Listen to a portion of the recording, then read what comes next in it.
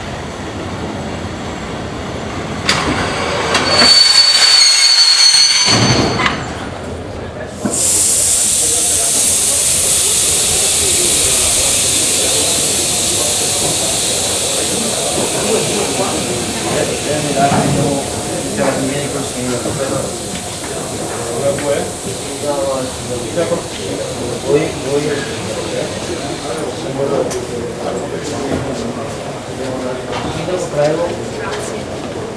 Sindaco, dei carabinieri vostri, la polizia locale vostra di Castelfranco. Abita solo, aspetta un attimo, mi fanno una foto tra di loro.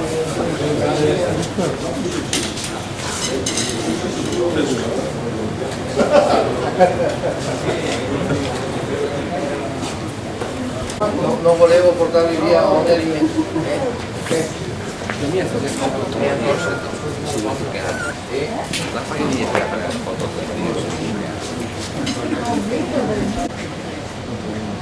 Ok, scusate, scusi, scusa.